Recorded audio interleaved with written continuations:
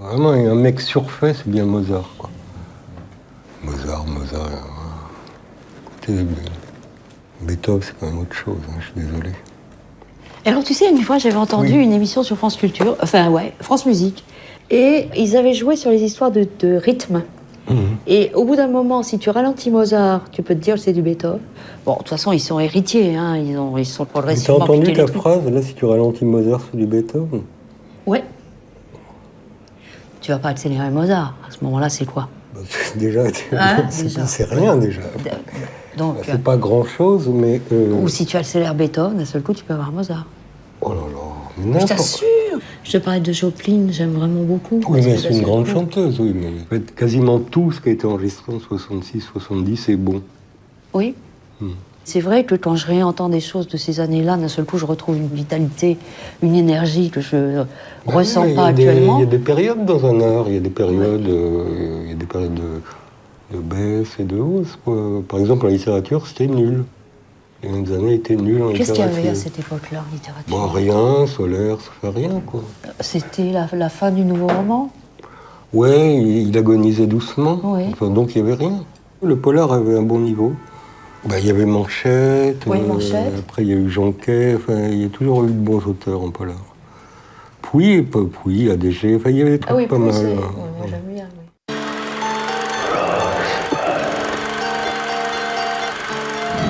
I'm sorry, Dave. I'm afraid I can't do that. Je vais lui faire une offre qu'il ne pourra pas refuser. Can she be late for her cinema show? Antoine Doinel.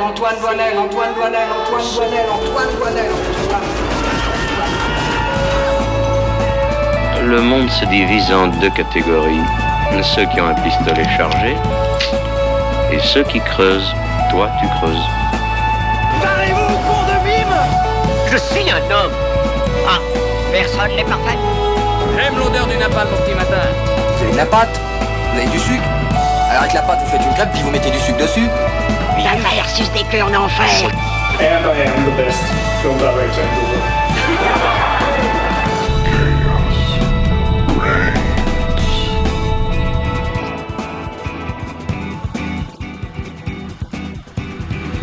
Bonsoir tout le monde, je suis très heureuse de vous retrouver pour un nouvel épisode de The Cinema Show sur Radio Campus Montpellier et en direct vidéo sur Twitch. Tous les mercredis, on se retrouve pour parler de l'actualité ciné en 1h30 hors taxe.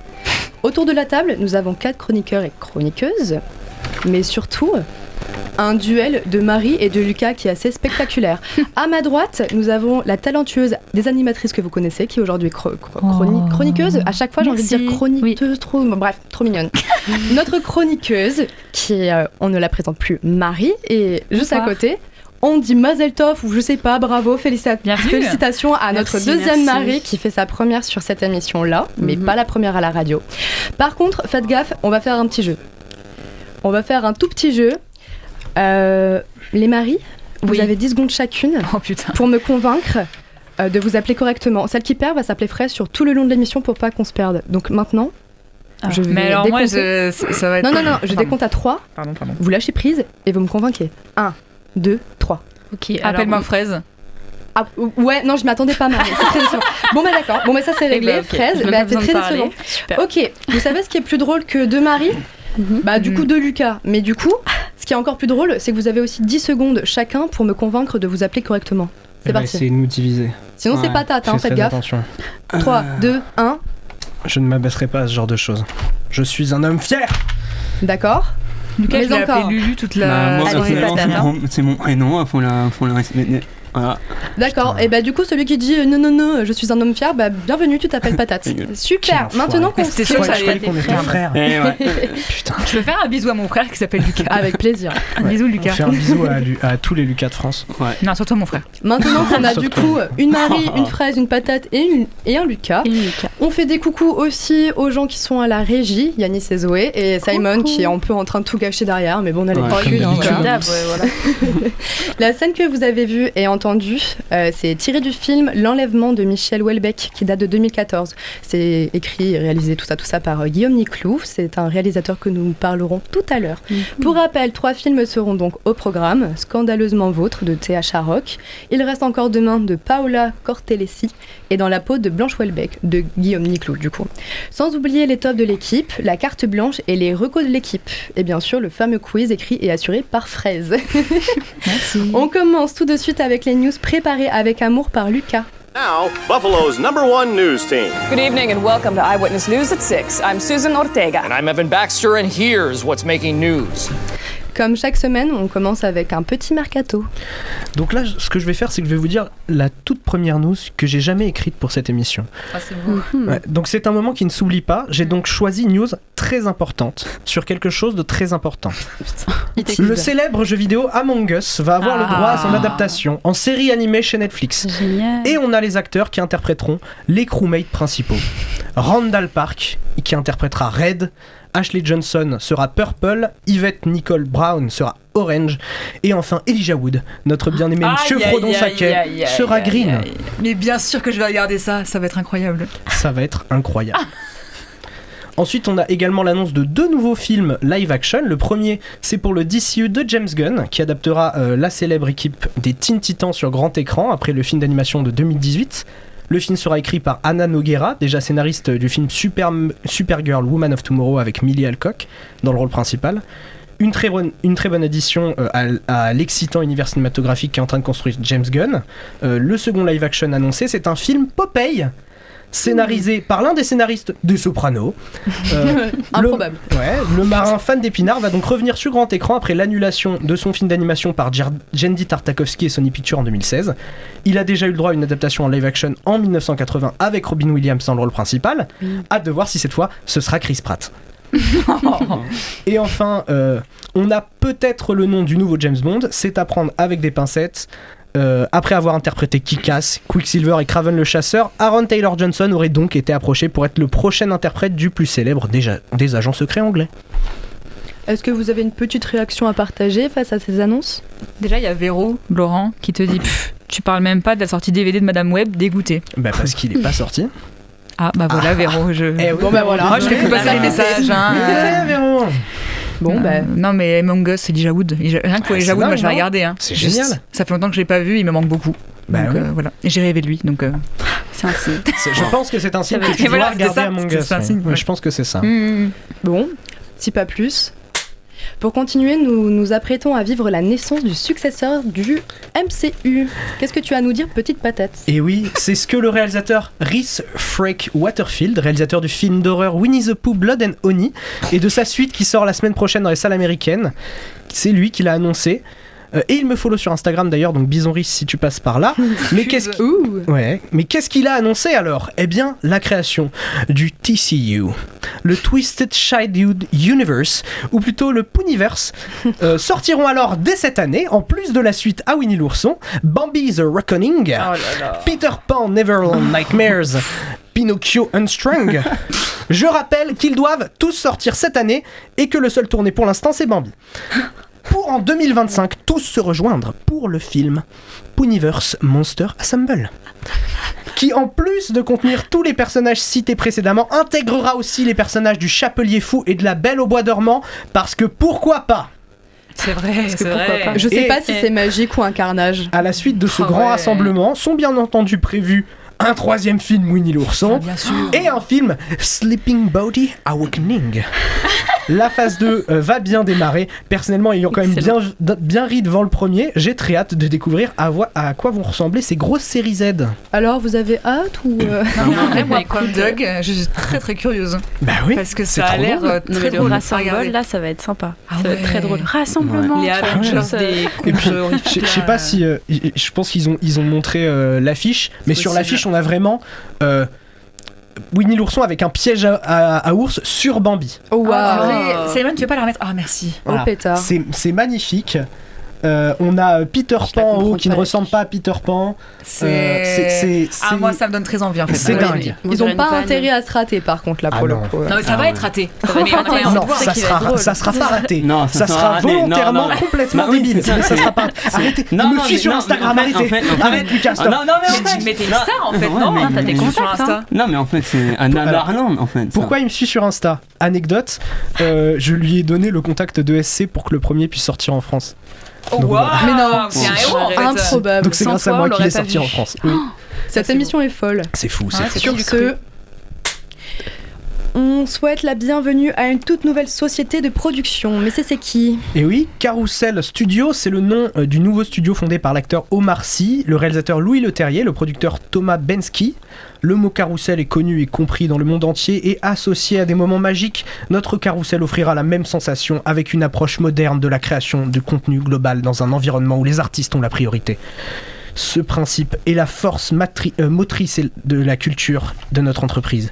Il ne s'adresse pas seulement à nous, mais aussi à nos partenaires créatifs et il transmettra cette joie à notre public. Nous avons beaucoup de respect pour la diversité de nos parcours et de nos expériences et pour ce qu'il apporte tous à l'entreprise.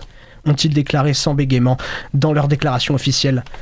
Ils précisent aussi qu'ils ont pour but de devenir le premier studio de cinéma indépendant européen. Et du coup, toi, t'as un avis sur ce nouveau studio ou les autres?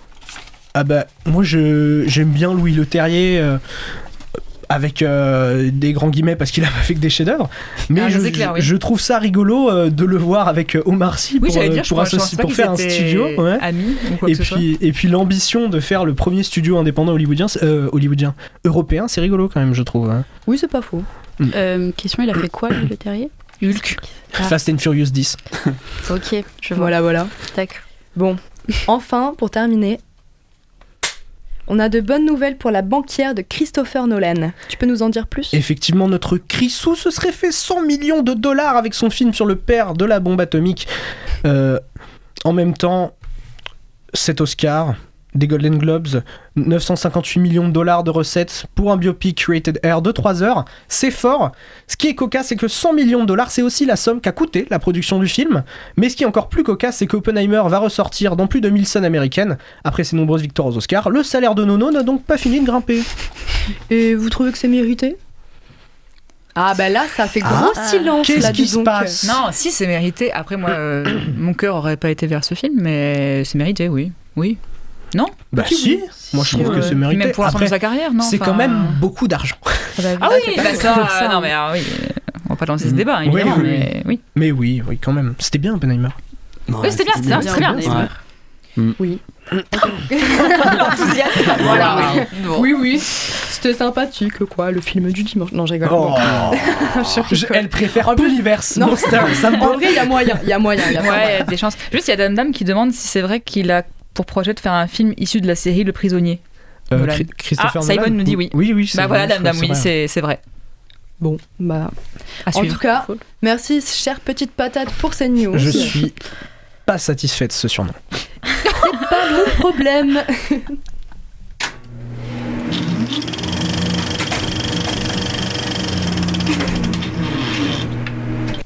Pour rappel, nous débattrons de 3 films ce soir. Scandaleusement Vôtre, Il reste encore demain et Dans la peau de Blanche Welbeck. Tout de suite, le premier film, Scandaleusement Vôtre. Dear Edith, you foxy ass old whore. You really are a tricksy old fucker. And you're a sad, stinky bitch. In the end, I think it's just jealousy. I think we know who it is. I'll get you in the balls, Sarah! I didn't do it. I believe we may be charging an innocent. A woman police officer. Oh, look, a flying pig. In prison, Rose may find some kindred spirits. In prison. No, not the murderers or the rapists. I'm thinking more the drunks and the queers, maybe. Oi! You daft old fucking slippery old fucking dodger. Why would I send a letter when I can just say it? I'd probably say that you look like fucking Queen Victoria shoved a fucking nettle up her fucking pussy. I don't know. You stink of cum and shit and cakes you make look like they're falling out some fucking sheep's fucking arsehole. Better. I have a plan. You're always a fool of a What would your husband think? My husband isn't alive, Ray, so he's not thinking a great deal. like you, Rose. I hate her! I'm going to lose her. We're not standing for it. I've had one now. Everyone is going to know.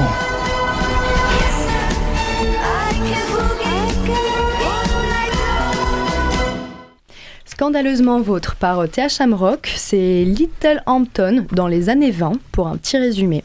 Lorsque Edith Swan commence à recevoir des lettres anonymes truffées d'injures, Rose Gooding, sa voisine irlandaise à l'esprit libre et au langage fleuri, est rapidement accusée des crimes. Toute la petite ville concernée par cette affaire s'en mêle. L'officière de police Gladys Moss, rapidement suivie par les femmes de la ville, mène alors sa propre enquête. Elle soupçonne que quelque chose cloche et que Rose pourrait ne pas être la véritable coupable, victime des mœurs abusives de son époque. On retrouve dans le rôle d'Edith Swan Olivia Colman, dans le rôle de Rose Goodwin de Jessie Buckley, et dans le rôle d'Anne, Johanna Scallan. Lucas, alias Petite Patate, tu avais proposé de commencer sur ce film que tu as adoré, je crois. Alors. Je suis pas sûr qu'il ait dit ça. Non, je suis pas sûr d'avoir dit ça. Mais je le arrête piège. parce que sinon les gens vont croire que j'ai pas aimé. Oui, tout est calculé. Ce film, il a allié deux de mes passions, l'Angleterre et la vulgarité. Ouh. Donc, j'étais très heureux d'aller le voir. La bande-annonce m'avait fait beaucoup rire parce qu'ils disent des gros mots. C'est marrant, les gros mots. C'est marrant. Ah bah oui, c'est marrant. Ouais, on se souvient tous de la scène dans Matrix avec Lambert Wilson. C'est drôle, les gros mots. J'adore les gros mots. Et dans le film, il n'y en a pas tant que ça, en fait. Ah. Donc, j'étais un peu déçu qu'il n'y ait pas assez de gros mots. Parce que je suis quelqu'un de simple. J'aime bien quand on dit connard, ça me fait rire. Mais il y a quand même des belles punchlines dans ce film. Voilà, je les laisse à la discrétion des spectateurs. Outre cela, c'est un bon film. Voilà, mais je l'ai pas trouvé très marquant dans le sens où même visuellement, il est très simple, très plat. La performance d'Olivia Colman, c'est pas la meilleure de sa carrière. Par contre, je sais plus comment s'appelle l'autre actrice. Alors, ça dépend. Jessie Buckley, dans le rôle de Rose Goodwin. Voilà, elle est excellente. Ah ouais. Elle m'a beaucoup fait rire. Il y a une scène en particulier où elle fuit des policiers. Elle fait un truc qui m'a beaucoup fait rire. D'accord, voilà. C'était bien joué. Mais non, voilà, je n'ai pas aimé le film parce que ta présentation laissait penser ça. Ah non, moi j'ai dit adoré, c'était à double tranchant. Après, c'est à toi de suivre. J'ai bien aimé parce que j'aime beaucoup les comédies britanniques et en l'occurrence, on est en plein dedans. On est dans le flegme britannique, c'est très rigolo. Non, j'ai bien aimé, c'est juste qu'il n'y avait pas assez de gourmands, quoi. Ah bah super, on a un barbare à notre table. Patate te va très bien du coup. J'aimais bien quand tu disais petite devant, c'était petite plus sympa. patate. D'accord, la barbare patate ça passe pas, très bien, c'est noté. Sinon du coup peut-être que d'autres personnes ont un avis autre peut-être. Bah non, moi je suis plutôt d'accord. Je suis assez mitigée en fait, j'ai bien aimé le film, j'ai passé un relativement bon moment.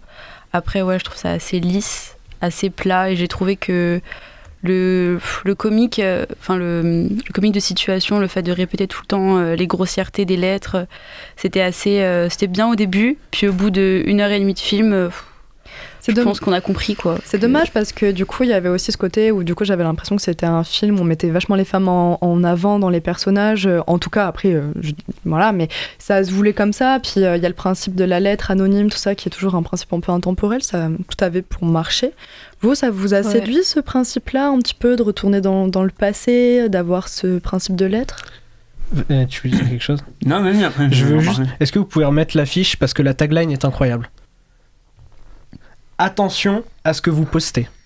D'accord. Parce que vous avez le double sens. Oh là là, les réseaux sociaux. C'est très actuel. Voilà, donc bisous très beau à parallèle. l'équipe technique, à l'équipe com surtout. Oui, surtout. Parce que c'est très drôle. Mais oui, le concept de, en fait, le concept est bien. Ouais. Mais le fait qu'il nous révèle qui c'est à la moitié du film, ah oui, c'est très décevant. Je trouvais vraiment ça dommage. Oui, mais dès le début, tu comprends ce qui c'est. Enfin, dès le début, le plot twist est pas. Mais le truc, c'est que vraiment le dire au milieu et que du coup pendant la moitié du film, on sait que c'est elle. Juste, on essaie de la piéger. Faites gaffe à ce que vous dites. Ça génial. Commencez pas à spoiler là. C'est une femme. On n'a pas dit quelle femme c'était. Il y en a pas qu'une. Il y en a beaucoup des femmes là. Excuse-moi là en fait. Non mais il a et moi c'est Fraise, tu m'excuseras. Pardon Fraise, pardon Lucas. Non mais il a raison.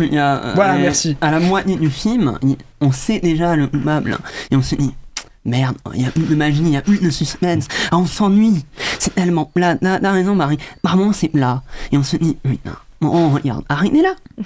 Et l'enquête c'est vraiment l'élément pour moi l'élément ennuyeux du film. Après, les actrices sont flamboyantes. Moi, j'avoue, c'est pas moi qui m'appelle Lucas d'ailleurs, mais Cécile Lay, elle est incroyable. Elle surpasse Olivia Colman. Elle brille à chaque fois qu'elle est là. Là, pour moi, c'est la grande qualité de ce film. Allez-y, vite Morel. En fait, du coup, vraiment, ce film est rattrapable que par les actrices finalement. Non, surtout Jessie Buckley, parce qu'elle est irlandaise et qu'elle est trop cool. On dit pas de mal d'Olivia Colman autour de cette table, ok? Non, on dit pas du mal d'Olivia Colman. Elle est bien, elle est vraiment bien. Elle est vraiment bien, mais d'ailleurs, après, c'est peut-être. J'aimerais te parler un peu sur la vulgarité. Tu l'as vu en VF? Oui, je l'ai vu en VF. Oh là là, aïe aïe aïe. Là, mais mon mari, je pense que moi, il l'a vu en VO. Je suis affiché. Bah, honnêtement, la vulgarité, elle est là. Oui, c'est sûr, j'avoue que quand on dit qu'il n'y a pas de vulgarité. Écoute, je vais me justifier, d'accord? Les violons, allez. Je suis occupé. Merci, au revoir. T'es buzzy, genre. Ouais, je suis buzzy, donc il y avait qu'une séance à laquelle je pouvais aller avec mon meilleur ami. Je suis allé voir Kung Fu Panda 2. Après, je me suis dit, Kung Fu Panda 2. Oui, il passait le 2. Je suis allé voir Kung Fu Panda 2, j'étais là, je faisais dinguerie, Kung Fu Panda 2. Et puis après, je suis allé voir Scandaleusement Vôtre.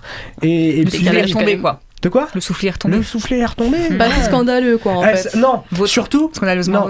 Ce qu'on a fait, c'est que d'abord, je suis allé voir Kung Fu Panda 2, après, je suis retourné voir Heureux Gagnant. Et en l'occurrence, la vulgarité dans Heureux Gagnant, T'as dit retourner, tu l'as vu 2 fois? Oui, je l'ai vu 3 fois. Ah, d'accord. Waouh. Et donc, je suis retourné voir Heureux Gagnant. Effectivement, la vulgarité dans Heureux Gagnant est peut-être. Voilà. Donc, c'est peut-être ça qui m'a blasé par rapport à la vulgarité de Scandaleusement Vôtre. Mais.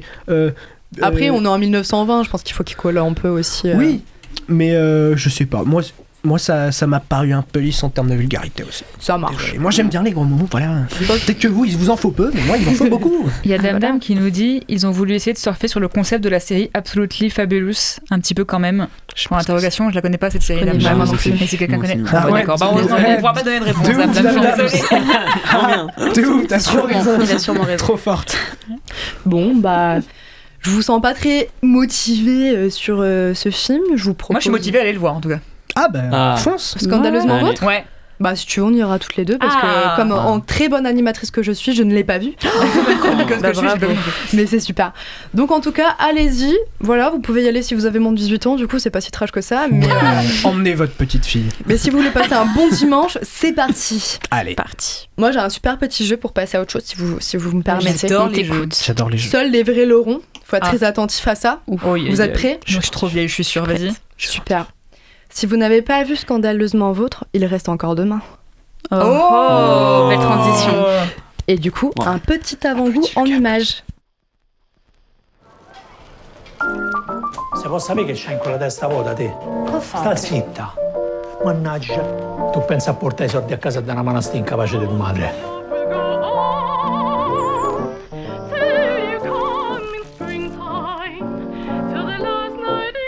Si può sapere perché questo è il primo giorno via più di me? Quello è uomo, no? Alla fine dei conti, te è una brava donna di casa. E che me ne leva dalle mani? Non gli puoi meno sempre. Se no si abitua. Una, ma forte. Tutti dovete schiattare, perché mi pia se sposa un signore, non un pezzente come voi, a miserabili! Se penso che quando te ne andrai non ci sarà più una donna dentro a sta casa. Me ne pento ogni mattina da 30 anni. Mi sono distratto un attimo e quello ti sei rubata. L'uomo te lo devi scegliere bene, eh? Giulio è quello giusto? Ma non lo so, dimmo te, che te lo sei scelto bene. Che c'è da guardare? Non ci devi andare più, Laura. E chi t'ha detto? Te lo dico io. Tu sei mia. Sono un po' dei mesi che mi rubo qualche soldo dai lavoretti miei. Non ho capito come rubi, sto i soldi tua. Ci sta la posta, è per voi. Pensa ai figli, pensa a Marcella. È proprio a lei che penso.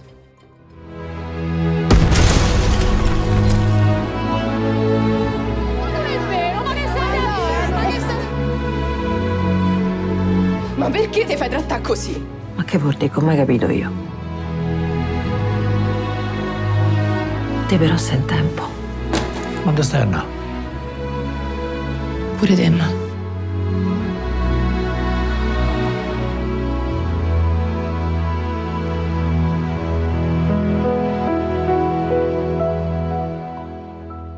Il reste encore demain, un film de Paola Cortellesi. Pour un petit contexte, mariée à Ivano, Delia, mère de 3 enfants, vit à Rome dans la seconde moitié des années 40. La ville est alors partagée entre l'espoir né de la libération et les difficultés matérielles engendrées par la guerre qui vient à peine de s'achever. Face à son mari autoritaire et violent, Delia ne trouve du réconfort qu'auprès de son amie Marisa, avec qui elle partage des moments de légèreté et des confidences intimes. Leur routine morose prend fin au printemps, lorsque toute la famille en émoi s'apprête à célébrer les fiançailles imminentes de leur fille aînée, Marcella. Mais l'arrivée d'une lettre mystérieuse va tout bouleverser et pousser Delia à trouver le courage d'imaginer un avenir meilleur, et pas seulement pour elle-même. On retrouve dans le rôle de Delia, du coup j'ai une double écriture, c'est super, je suis perdue. C'est Paola Cortellesi, elle l'a écrit elle-même d'ailleurs le film, on verra ça plus tard. Et dans le rôle de Ivano, Valerio Mastrandrea, super. Toujours, j'écorche les noms, voilà. Marie, si tu veux bien prendre la relève, histoire que je ne patauge plus dans les écorchures. Oui, je prends le relais, c'est ça. J'ai pas du tout aimé. Ah, bah nickel. Non, je rigole. Non, j'ai adoré le film. Franchement, je l'ai trouvé très juste. J'ai trouvé qu'il était drôle quand il fallait. J'ai trouvé qu'il était stressant et horripilant quand il fallait. Vraiment, il m'a emmené dans plein d'émotions différentes. J'ai eu la boule au ventre la moitié du film et en même temps c'était très drôle. Voilà, que dire, les actrices sont géniales, je les ai trouvées vraiment très fortes. Celle qui joue Delia, elle est vraiment super forte. Les relations que les femmes ont entre elles aussi, Delia avec sa fille Marcella et aussi avec son amie Marisa. Il y a vraiment une sororité et en même temps elles se détruisent, certaines se détruisent entre elles et enfin c'est vraiment poignant, il y a de très très beaux messages et ouais, c'était un très beau film. Avant de relancer les autres, vu que ça a été conçu, interprété par Paola, est-ce que ça a été un pari gagnant pour vous ? La question est ouverte, hein, mais ça m'interrogeait parce que souvent on dit que quand on écrit ou on réalise un film et qu'on joue dedans, c'est assez risqué comme en théâtre au final, mais est-ce que là pour vous du coup, vous pouvez dire qu'elle a signé un peu le jackpot ? Oui. Ouais. Oui, super. ASMR. Ouais. Radio Campus ASMR. Super. Oui, non, c'est... Oui. Ouais. Non, ouais. Vous en pensez quoi, les Lucas ? Vas-y. Honnêtement, ouais. Elle a signé son chef-d'œuvre là. Ah ouais. Ce film, c'est l'incarnation de la beauté. L'incarnation de la femme, l'incarnation d'une voix. Non, c'est excellent. J'ai jamais vu un film aussi beau. C'est évident, c'est dans les années 1920, comme ça, en Italie. C'est après la Seconde Guerre mondiale. 1940, je crois. Ah, 40, oui, c'est juste après la Seconde Guerre mondiale. Ah, c'est bon, j'ai capté. C'était avant, c'est bon, c'est pas grave. 1940, et on se dit, ok, il va prendre des gens. Ça va être très classique dans la mise en scène, dans la réalisation. Non, le film s'ouvre à slow motion. Je dis, oh, c'est quoi ça? Et en fait, la réalisatrice, elle apporte une modernité à ce film, à la réalisation, au personnage. On voit quelques influences.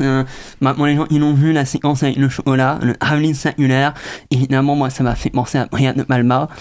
Il y a une inspiration peut-être, mais je trouve que Paola Cortellesi, l'actrice et la réalisatrice, pour moi, c'est la grande qualité de ce film. À la fois, quand elle est vulnérable, elle est magnifique. Quand elle se révolte, elle est magnifique. Je suis amoureux de cette femme. Ça, j'ai pas voilà, si elle maintenant, je suis célibataire. Mon numéro, c'est 069. Et non, vraiment excellent. Et c'est pour moi un des très très bons films que j'ai vu cette année. Voilà. Et ben, c'est assez phénoménal entre les deux films. Je trouve qu'il y a des bons retours, en tout cas sur les actrices en ce moment. Ouais. Pas mal. Je te vois me regarder du coin de l'œil, Patate. C'est parce que tu veux éviter la question? C'est parce que tu as un débordement d'émotions vis-à-vis de ce film? Je trouve qu'il est très très bien mis en scène. Il y a des scènes... Le film a quand même un sujet violent. Bah. Cette violence, on te la montre jamais et on fait des choses beaucoup plus intelligentes avec. Je trouve que c'est encore plus impactant que de nous l'avoir montré. Les scènes dans lesquelles la femme se fait battre, elles sont tournées d'une certaine manière. Je préfère ne pas le dire parce que je ne le savais pas du tout avant d'aller le voir et j'ai été vraiment très surpris par ce choix, mais elles sont vraiment beaucoup plus impactantes que si on nous avait montré la violence en elle-même. C'est un choix super intéressant, je trouve. Et puis même, oui, la mise en scène est magnifique. ce soit la composition des plans est superbe, et l'actrice qui du coup est aussi la scénariste. De ce que j'ai cru comprendre dans ce qu'elle a écrit, il me semble que oui, elle a écrit. C'est ça, elle a été aidée, mais en soi, c'est son idée à elle, et elle joue dedans. Bah, je trouve que ça se voit que c'est un film qui lui est probablement très personnel, parce qu'on la sent tellement investie, elle est vraiment très impressionnante. Mais la distribution en général est très impressionnante. Celui qui joue son mari, qui est une tâche de merde pendant tout le film, bah, il joue super bien la tâche de merde. C'est bizarre à dire, mais voilà.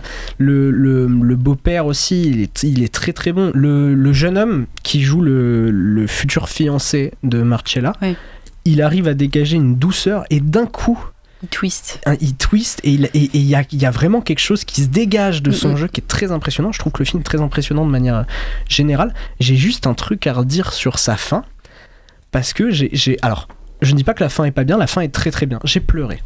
Voilà. Si c'est l'argument, alors. Ouais, non, la fin est très bien, j'ai pleuré. Mais il y a un espèce de retournement de situation à la fin où on pense qu'il va se passer un truc, en fait il se passe autre chose, et vu que je l'ai vu il y a 1 heure le film, bah je suis encore sur ce truc en mode tu t'en es pas remis. Mais je suis pas sûr en fait. J'étais même pas sûr de l'avoir bien compris. Je me suis dit, est-ce que c'est moi qui ai mal compris le truc? Est-ce que c'était volontairement tourné comme ça? Je pense que c'est volontairement tourné comme ça, parce que de ce que j'ai compris, tout le monde a à peu près vécu ce retournement de situation aussi. Mais je trouve que symboliquement c'est superbe, mais sur le fait, j'avoue que j'ai un petit peu de mal quand même à l'inclure dans tout le reste de l'histoire. C'est difficile comme fin à réellement encaisser. Moi j'avoue que genre sur le coup j'ai été presque un peu frustrée. Enfin, ouais, genre, voilà, dans le sens où je m'attendais vraiment à ce qu'on pense tous, j'ai pas envie de spoiler, mais et au final genre c'est tellement un beau message et tellement puissant que tu dis c'est la fin idéale, genre en fait. Le message est magnifique, mais effectivement peut-être qu'avec le recul, peut-être que du coup j'aurais cet avis là que c'est magnifique et tout, mais là je suis encore sur ma frustration. Oui, je comprends. Je pensais vraiment que ça allait pas se terminer comme ça, mais c'est une très très belle fin. Comme tout le film de manière générale, c'est un film qui est très très beau. Voilà, moi je le conseille parce que j'étais très très surpris. Je voulais pas aller le voir, j'y suis allé pour l'émission. Voilà, Simon parfois il me force à voir des films, ça en fait partie. Et du coup j'ai bien aimé. Voilà, merci Simon, cette fois c'était mieux que Conan. D'accord. En tout cas, du coup, si vous avez pas envie de passer un moment qui vous tord les boyaux, vous allez voir Scandaleusement Vôtre. Si vous avez envie de pleurer sa maman, vous allez voir. Il y a des moments très drôles. Il y a des moments très très drôles. Dans le film, dans le film, il y a des comédies, des moments comiques où t'es là. Ok, c'est absurde en fait. C'est ça qui est fou en fait.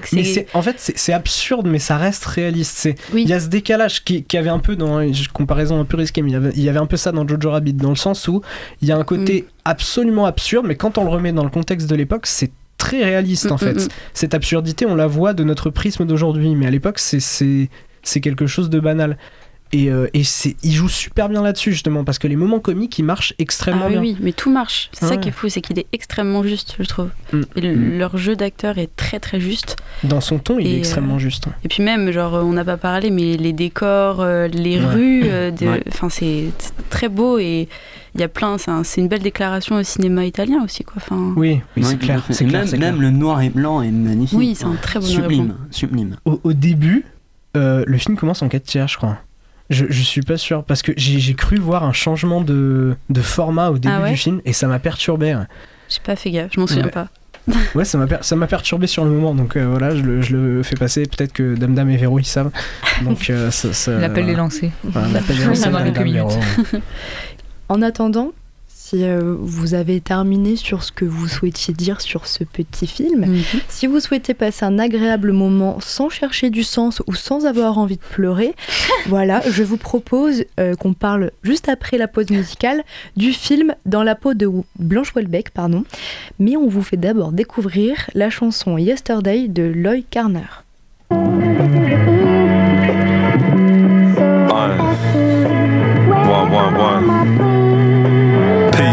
Peace. We come in peace. From the west to the east, north to the south, in the belly of the beast. 1, 1, 1, 1, 2, 2. Feels like it was only yesterday. So we sit and watch the sky turning heather grey. Black and white, watching money leading men astray. Falling in and out of light as the heavens spray. We mix the whiskey with the lemonade. Trying to counteract the methylphenidate. Used to laugh when I said it made my belly ache. My belly ached every day, yo, it never changed. I wasn't ready for the grave. But I was ready to be paid.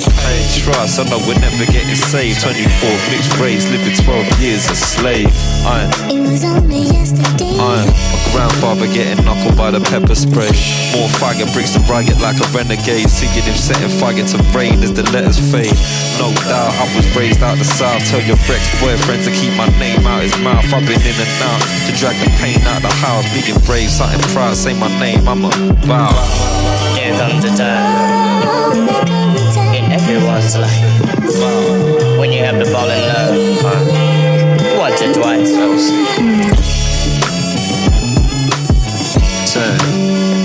It never really feels like It was only yesterday. back when I thought I'd never touch the motherland. Because my skin's a different colour to them other man. But still they're calling me the coloured man. So you can find me in a straight peanut butter jam. Sticky, make a finger snap like a rubber band. We expand like a grand in another hand. Melts like butter in the pan as the others ran. Damn. But me got stuck around, no doubt. Pull the finger out, flabber in the ground. Down south, know what I'm about, just another clown. Red snout, running at the mouth in another town. Drown, when everyone was in the same place. And we were stuck up in that same race, same face, listening to beats with the same taste. Ways, but now my beats come from LA. California, king of the streets, kick it like Pele. You see that dip in the ground, it's bad soil. It's LC, it's mad live, it's mad loyal. There comes a time in everyone's life it's mad loyal. when you have to fall in love once or twice.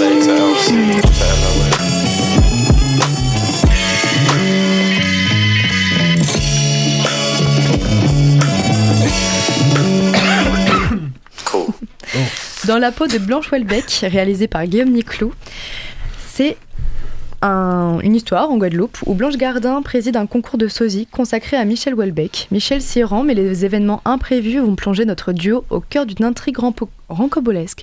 Tout de suite, je vous propose une petite image, une petite bande-annonce en fait, surtout très claire. J'ai voulu faire une métaphore, mais ça marche pas du tout. Bonjour Michel Houellebecq. Je te présente mon neveu. Si je peux me permettre un truc, il faut mettre un peu plus de noir dans vos livres quand même. Hein. De noir? Oui. C'est important. Si vous deviez vous lancer dans la chanson, quelle serait qu'est-ce que vous chanteriez, vous? L'opéra. Quand même. Oui. Vraiment, Blanche Gardin à l'Opéra de Paris. J'ai chaud. On peut mettre un peu de clim là? Parce que ça marche pas. Moi, en cause aussi, en chaud, gars, j'ai un cassoué, gars, je vois moi. Un cassoué aussi et un pack à plein. Ça n'a aucun sens, enfin, Cornelius. Hier, par nous qui étaient esclaves. Tu vas pas résoudre l'esclavage en foutant 4 blancs dans le décor? Tiens, regarde si Michel il va bien là. Michel s'est endormi alors. Oh là là, Michel a très Michel, très il a chaud. Ils ont habité les autres à chalet à pays là.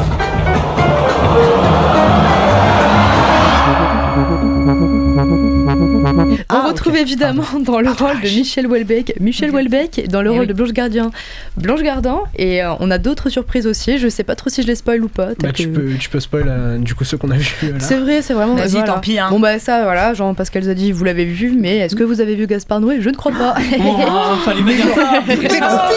Mais ça tease, au moins ça donne envie. Gens ne l'auraient pas reconnu. Non, c'est clair, mais on voit pas souvent sa tête. Et dans la salle, on l'a. Oui, parce que vous êtes très cinéphile. Non, mais dans la salle en général, ça l'a reconnu. Normalement. D'accord. Autant pour moi. Non, mais c'est la petite surprise. C'est pas grave, Marie, on t'en veut pas. D'abord, c'est Fraise, son prénom maintenant. C'est pas grave, Fraise, on t'en veut pas. Merci. Non, mais voilà, il y a pas mal d'autres personnes très intéressantes dans le casting. Mais surtout. Il y en a un. On en parlera après. Tu veux teaser? Vas-y, tease. Tease-nous. Tu as 10 secondes pour nous teaser. Francky Vincent. Ah oui, c'est vrai, on a parlé. Bah voilà, en 2 mots finalement. Vous avez envie de le voir. Très belle paire. Lucas, oui, tu avais une petite envie de nous exprimer ce trouble. Une envie, en fond, non. Avant de nommer mon ami, je suis allé le voir avec d'abord, non. Lucas. Avec Lucas, bien sûr. Les Lucas sont partis en vadrouille. On est partis en vadrouille. Et je le dis franchement, si le gars n'était pas là, j'aurais vraiment pas aimé ma séance. Tu serais parti peut-être. Oui, non, amusons pas non plus, mais le film, il a des qualités et des défauts. La qualité, c'est le début. C'est vraiment Gaspard Noé, on rigolait dans la salle, c'était tellement amusant, c'était drôle. La moitié du film, le film commence réellement. Et là, pendant nous, le film, on se dit, waouh, ok. Il est où le scénario?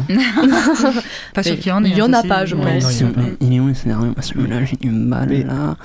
Oui, on a... Dis-moi ce que tu me disais tout à l'heure. En fait, pendant le film, les gens, ils l'ont vu, on est vu, Gaspard Noé vient, et il dit, voilà, moi, je fais des films, j'ai écrit un scénario de 2 pages, ou 1 page. Et là, on se dit, peut-être c'est pour ça, le scénario, totalement imprévisible, totalement, qui n'a pas de récit réellement. J'ai trouvé ça après, avec la vie là, avec ce sujet-là, on se dit, ouais, peut-être c'est intéressant. Mais pendant la séance, j'ai pas vraiment passé un super moment. J'ai passé des mini-moments. Mais le film dure 1h28, je crois. Ça remplit pas vraiment le film pour moi. Mais les acteurs sont bons. Oui, comme t'as dit, il y a une barre d'improvisation qui est plutôt plaisant. Mais je trouve pas que c'est un moment du cinéma. Après, est-ce qu'il a été fabriqué pour être un moment du cinéma? Je pense pas.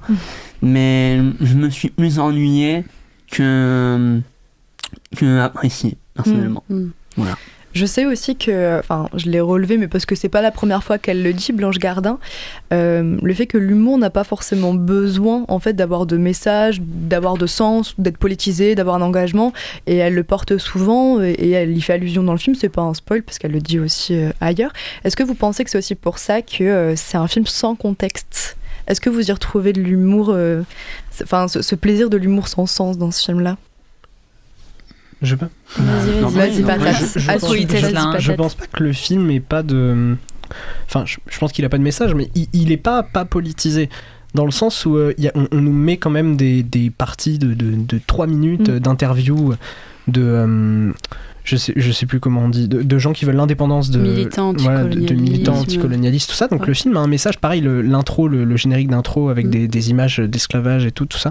Je pense que le film est quand même un peu politisé.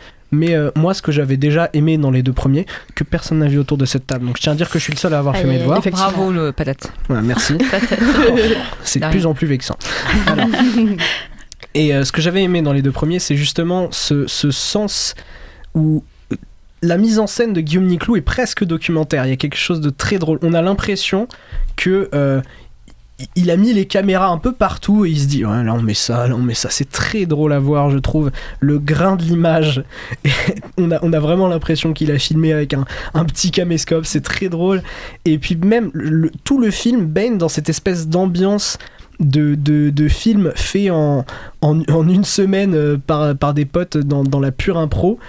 Et j'adore ça, c'est déjà ce que j'aimais bien dans les 2 premiers. Je trouve que c'est très drôle. Michel Houellebecq qui improvise tout le long, je pense. Voilà, c'est ces débats avec Blanche Gardin sur un moment, elle lui dit mais oui, mais en même temps vous donnez des interviews, il faut fermer votre gueule, Michel.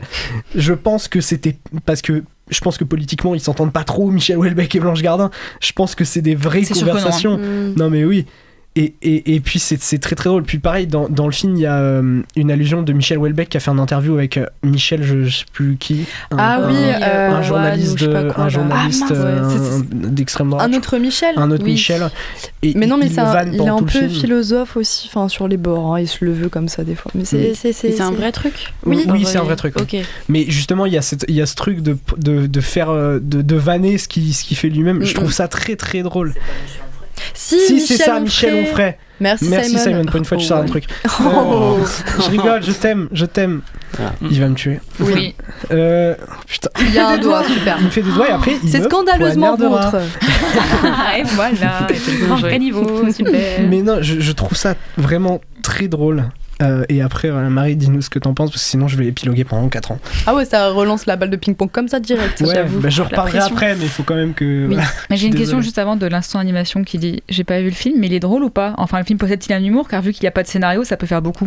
En vrai, oui, il y a de l'humour. Oui, après, ça dépend, ça t'atteint ou ça te passe au-dessus, quoi. C'est ça. Ouais. Ça passe ou ça casse direct. Ouais. C'est un humour tellement singulier vu que c'est de l'impro. Et puis c'est très Michel Houellebecq comme humour, j'ai envie de dire. C'est sûr que si on n'aime pas les personnalités, on va détester le film, quoi. C'est ça. Oui. Faut avoir une affinité avec les Ouais. personnes telles qu'elles sont de base, en fait. Bah, j'avoue que moi, je les connais pas forcément. Enfin, Michel Houellebecq et même en vrai Blanche Gardin, j'ai pas forcément regardé énormément de films avec elle et je m'intéresse pas forcément Faut à ce voir qu'elle fait. Problemos.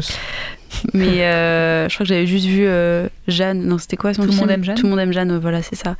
Que ça va, j'avais bien aimé. Mais je sais pas en fait, genre j'ai pas forcément rigolé. Enfin, en fait, je crois que j'ai pouffé peut-être plusieurs fois. Mais j'ai J'aime bien pas. la subtilité. Ouais. Non, mais non, ça m'a pas fait rire. J'ai trouvé, j'ai bien aimé juste tous les petits messages un peu anticolonialisme, les espèces de moments où on voit les champignons là, j'ai trouvé assez c'est assez marrant pour illustrer ce qui se passe dans leur crâne, mais à part ça non, ça m'a pas touché. Je sais pas trop quoi en penser en fait de ce film, j'avoue. Mais aussi, c'est le premier film, tu parles de ces moments là où ils prennent des champignons et où ils ont des visions hallucinatoires. C'est le premier film, je crois, que j'ai vu au cinéma qui utilise l'intelligence artificielle. Parce qu'il y a des trucs faits avec l'intelligence artificielle visuellement. Même, je pense que je spoil un peu, le François Hollande à la fin, je pense que c'est un deepfake. Ah ouais. Je suis quasi sûr que c'est un deepfake, ouais. Mais oui, c'est ce que tu dis, il y a des chances, oui. J'imagine mal. Oui, non, mais ça peut être un François. gars qui ressemble. Mais c'est quoi qui lui dit ? Faut ressembler à un genre de François Hollande sud-américain. Nord-africain, je crois. Nord-africain, c'est ça. Ouais. Non, moi, j'ai Après, vraiment les sosies, beaucoup ça ri, quand même. existe aussi. Oui. Enfin, Bah, c'est le concept du film.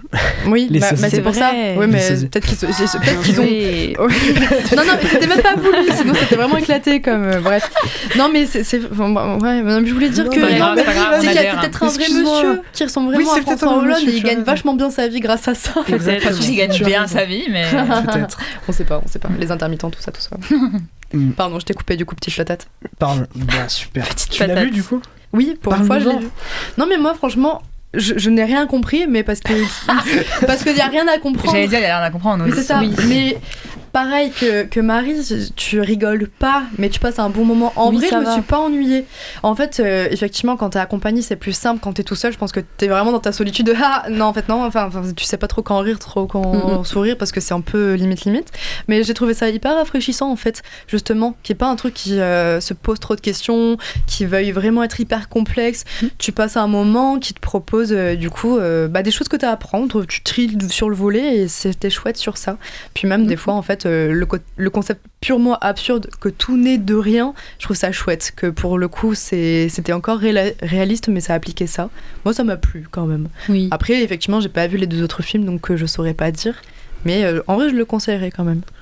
Oui, c'est ça en fait. Genre Ouais. moi, quand j'ai vu la bande-annonce, j'avoue que vu que je connais pas du tout les films de Niclou, je m'attendais un peu à genre une comédie avec Christian Clavier ou un délire un peu comme ça. Du coup, j'avoue que j'ai quand même été surpris de voir un truc qui change, qui est, comme tu dis, assez frais, au final assez innovant quand même, avec des personnages qui sont très caricaturaux. Donc oui, en vrai, j'ai quand même passé un moyen bon moment. Je sais pas comment décrire ce moment, mais il s'est passé. Le pire, c'est que je crois que c'est même pas si caricatural sur les personnages. Genre, ils sont eux-mêmes déjà caricaturaux. Enfin, ils ont une grande. Enfin, ils ont un grand ils sont déjà, caractère de base et ils ont juste poussé Michel un Houellebecq, curseur, quoi. Oui, c'est quelqu'un. Oui, Ah ouais, mais Houellebecq, même Blanche Gardin et Jean-Pascal Zadi, c'est des personnages Est-ce comme qu'elle dans est la vie de tous les jours. toxico dans la vie de tous Ça, les jours? je sais pas. Après, Oui, après, on Ouais. sait pas, hein, mais... Mais justement, pareil, c'était rigolo de voir Jean-Pascal Zadi, Gaspard Noé se prêter à ce jeu, parce que pareil, Jean-Pascal Zadi, on a l'impression qu'il fait que de l'impro. Oui. Et c'est très drôle. Il va parler de ses chicots et tout. C'est très très drôle, moi, je trouve. Mais Lucas en serait témoin, moi j'ai vraiment rigolé. Okay. Mais j'avais adoré, en l'occurrence, j'avais vraiment adoré Thalasso. Donc moi je conseille plutôt Thalasso, même si soyez prévenus, il y a Gérard Depardieu, je suis désolé. Mais j'avais quand même vraiment adoré Thalasso, que je trouve beaucoup plus drôle. Mais voilà, moi je le conseillerais, parce que quand même, effectivement, ça a fait sortir de sa zone de confort, parce que c'est assez unique comme style de film. On voit pas des films avec ce genre de mise en scène ou ce genre d'acting tous les jours. Et moi j'aime beaucoup ça, j'aime beaucoup les 2 premiers, le cinéma de Niclou en général, donc voilà, moi j'ai passé un bon moment. Et Houellebecq est très drôle. Voilà.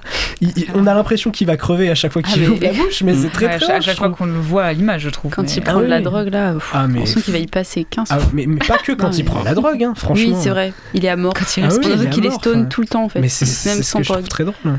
Et Luc, je crois que son nom c'est Luc Schwartz, je suis pas sûr, c'est ça. Celui qui joue son pote, qui du coup l'enlevait dans le premier film. Ah, c'est lui qui l'enlève dans le premier film. Et justement, l'évolution de leur amitié dans les 3 films, je trouve ça hilarant. Mais du coup, là, le revoir, ça me faisait du bien parce que c'est un acteur qui joue dans quasi que ça, je crois. Je l'ai jamais vu dans autre chose. Et je trouve qu'il me fait rire à chaque fois. Dans Thalasso, je l'avais trouvé hilarant aussi. Donc voilà, Luc, si tu nous entends, fais plus de films, s'il te plaît, t'es rigolo. On espère que ça sera passé. Ouais. En tout cas, si vous avez raté le début de l'émission, il n'y a pas de souci. Les tops sont là pour vous résumer notre partie débat en un seul classement.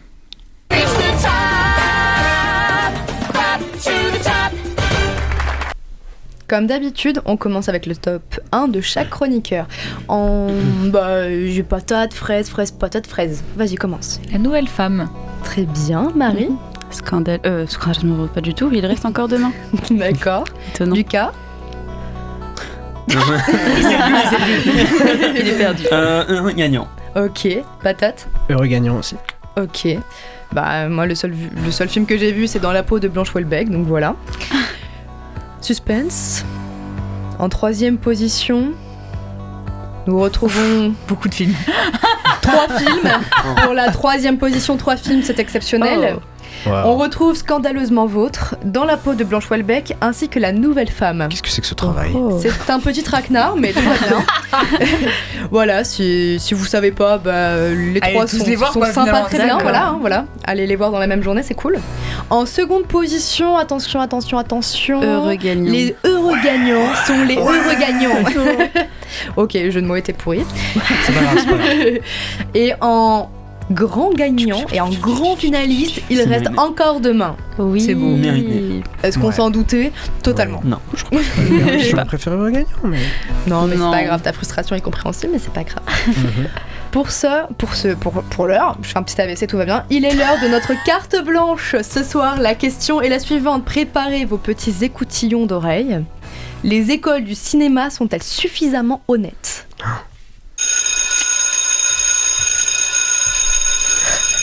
C'est un sujet Simon, ça. Un petit peu. Alors, pour le petit speech que je vous mette dans le contexte, attention, je vais lire. Comme toute école, la vitrine est importante. Pour autant, est-ce qu'elle reflète suffisamment le contenu de la formation ? Grande question. C'est le souci de l'école de cinéma Travelling notamment, mais on pourrait en citer beaucoup d'autres. Oh oui. De nombreux étudiants témoignent, par une interview France Bleu, que leur formation n'est pas cohérente face à ce qui était prévu. Il manquerait certains cours, des promesses non tenues. Des professeurs aussi, non ? Oui, des professeurs qui sont pas là, notamment. Oui. Une élève a raconté, par exemple, qu'elle a déboursé 7 500 € pour 8 jours de cours. Voilà. Ou bien, par exemple, 700 € qu'elle balance dans un seul mois, mais elle n'a pas mis les pieds à l'école parce qu'avec les projets, les autres formations, enfin les autres petites choses qu'elles peuvent avoir à côté, du coup, a fait qu'elle a balancé 700 € pour rien du tout. Merci la formation qui n'est pas du tout organisée. Sans parler du manque de matériel. Pour quelque chose qui demande de la pratique, c'est quand même paradoxal. C'est clair. Et surtout qu'évidemment, ce genre de formation ne promettent absolument pas un accès au travail après la sortie de la formation. Est-ce que déjà, autour de la table, certains sont passés par ce genre d'école privée ? Surtout pas. Non. Paul va. Est-ce que vous en connaissez ? Oui. Oui, vous en connaissez ? Ah oui. Tout ce que la demoiselle dans France Bleu dit est vrai ? Oui. Moi, je saurais pas dire. Enfin, des témoignages que j'ai eu de gens qui sont passés par là, oui. Super, c'est très rassurant, pas du tout. Super.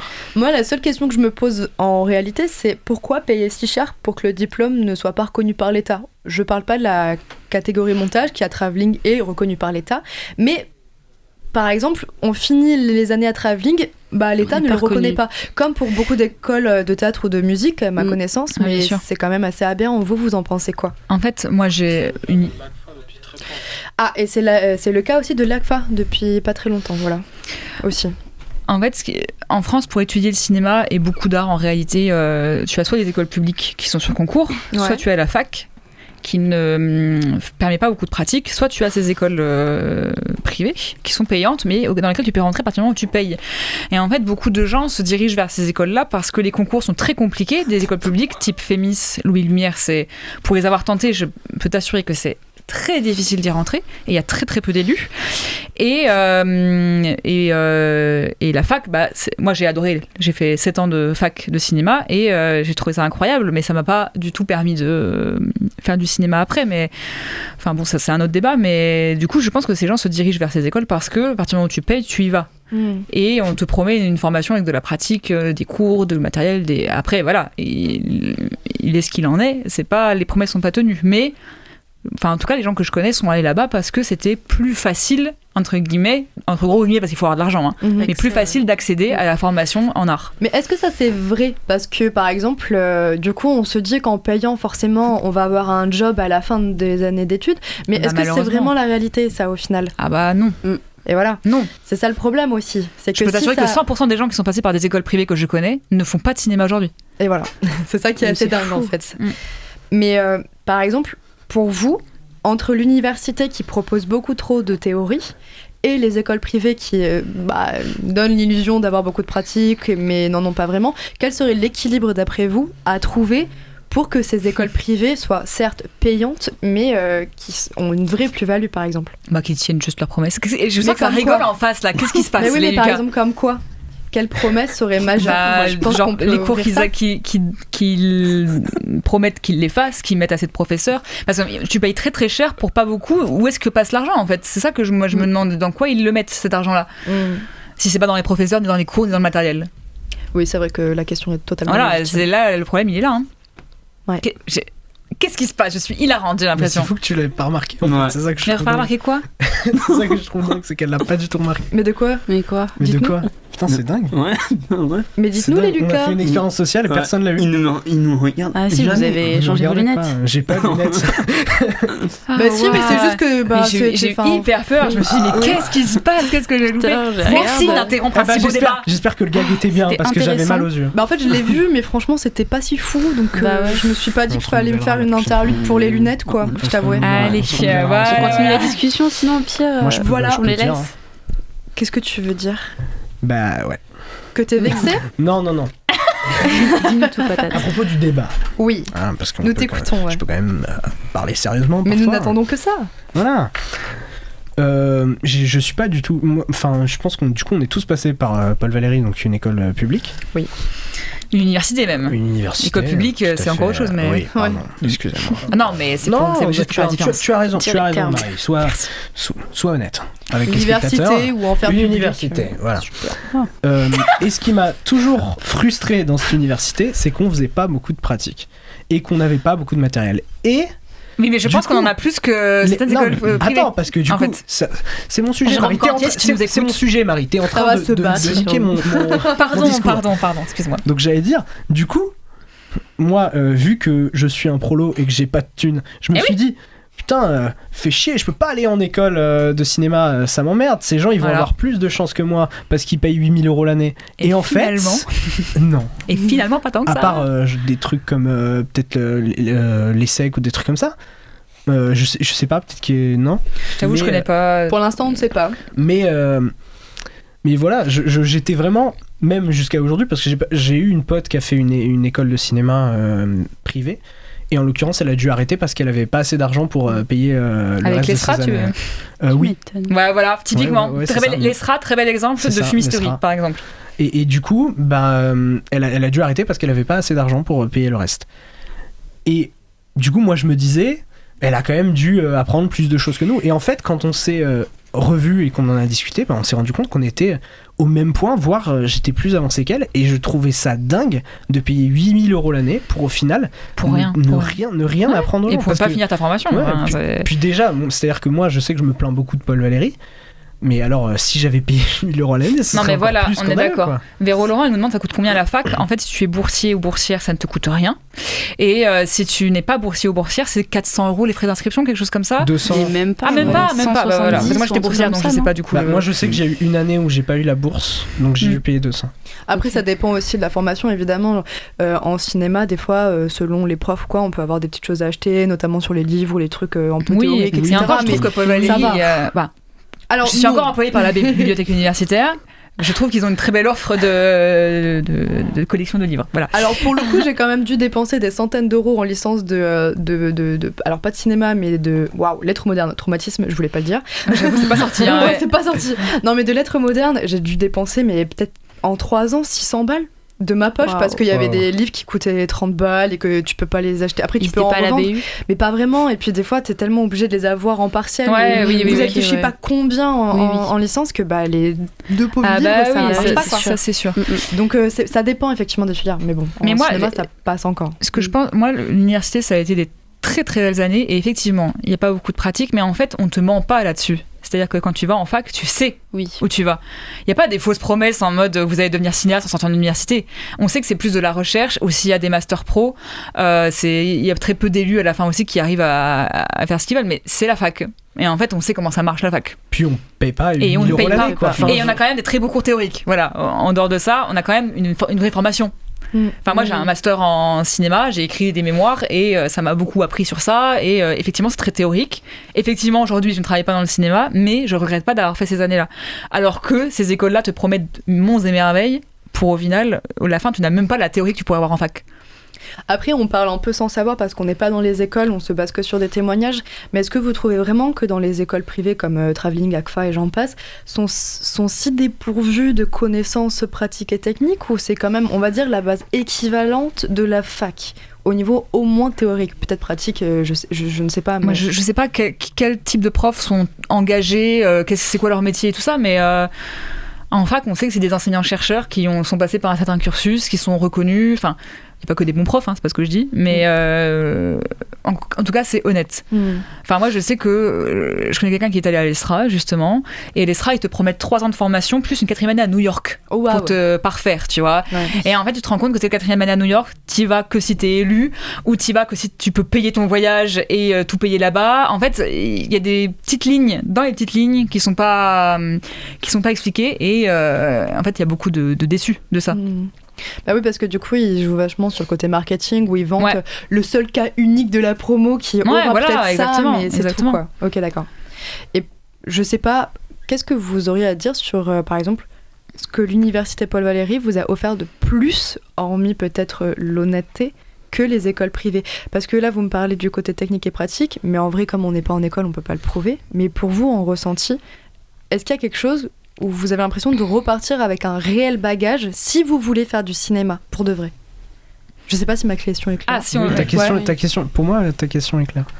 Moi, je trouve que ça apporte plein de choses humaines déjà, mais c'est pas forcément pour faire du cinéma, mais ça apporte plein de choses humaines, de l'autonomie, beaucoup de connaissances. Moi, j'ai appris plein de choses qui me serviront pas forcément dans mon travail, mais que je suis contente de savoir. Ça m'a fait voir des films, ça m'a fait découvrir des choses que j'aurais jamais vues si j'étais pas à l'université, rencontrer des professeurs excellents, mes amis. Enfin voilà, il y a plein de choses. C'est toute une vie quand tu passes 7 ans à l'université, c'est une mini vie que tu crées. Mais par rapport à des écoles, c'est dur à dire. Tu vas me casser la gueule. Oh là là.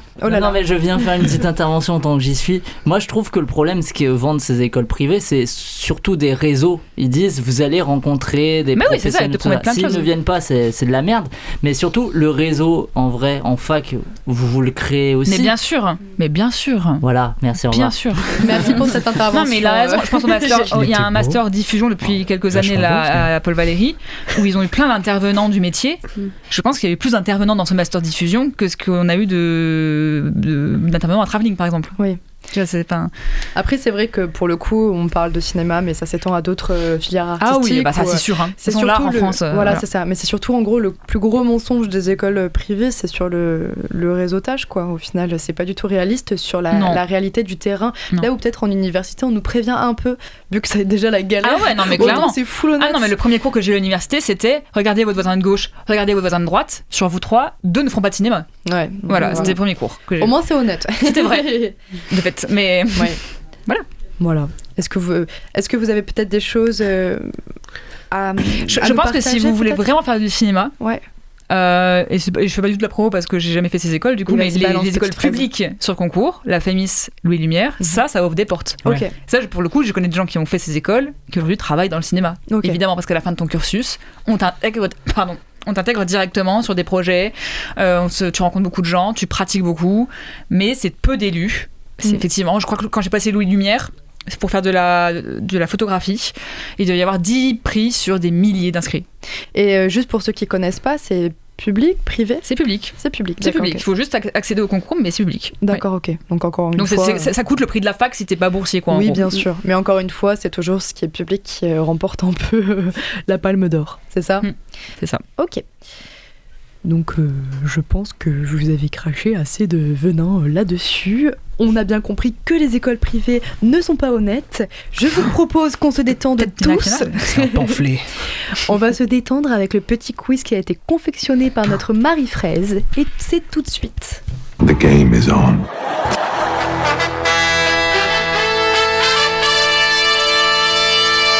It's gonna be legendary.